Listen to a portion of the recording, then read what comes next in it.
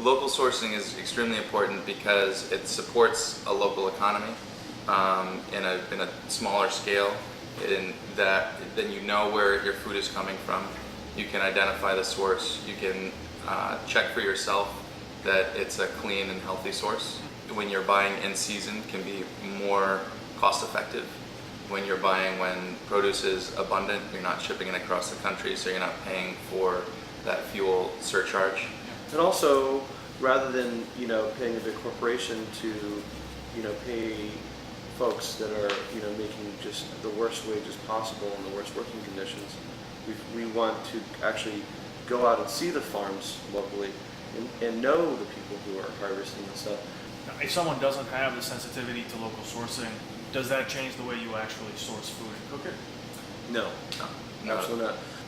When you get stressed out and you work hard and you get behind, it's easy to fall into to make that one call rather than those 6 calls.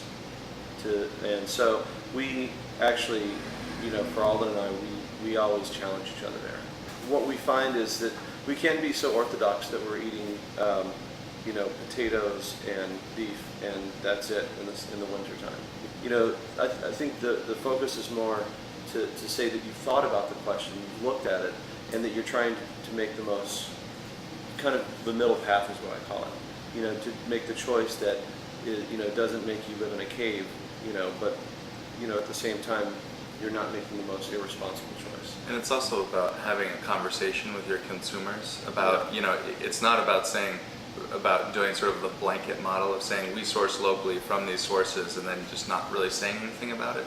It's about having that conversation and saying, okay, well, this is the season and we're not able to get this stuff, and being open and honest and saying, you guys can't get this either, and what this is the deal in the Northeast, and this is the reality. And okay, so what do we do about that? Do we have root cellars and hold over vegetables like they did 150 years ago? Yes. Probably we start to do that. Yeah, right? We look at that, and that's the conversation that we have with our consumers, and it's that ongoing dialogue that we want to promote. You see, for example, I'm getting garbanzo beans from India. I'm getting rice from India. I'm getting, soy sauce, all these ingredients from Asia. So, or from very far away is more the point.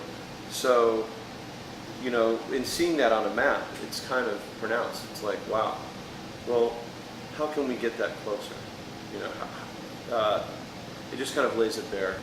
And when we see that map and we see things that are far away, we can say, okay, how can we get this ingredient closer to us? Or how can we change our menu to use an ingredient that would be more locally sourced? Like when we look at our sugar, sugar comes from, Central and South America for the most part.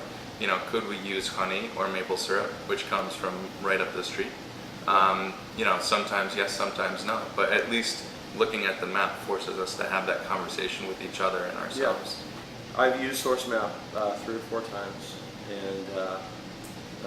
and we actually printed it out and posted it at the events that we did.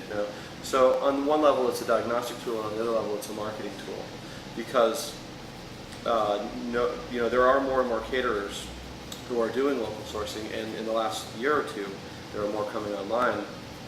But for me to provide an actual source map, that is another way that distinguishes me over the rest of my clients. So. And the bottom line is the food is better. Yeah, that is ultimately the art, because we're food first, we can get better ingredients locally. Yes, we have this philosophy of why we're doing it, but ultimately the thing that trumps all is that the food tastes better. Tastes better, yeah. SourceMap is an open source project from the MIT Media Lab.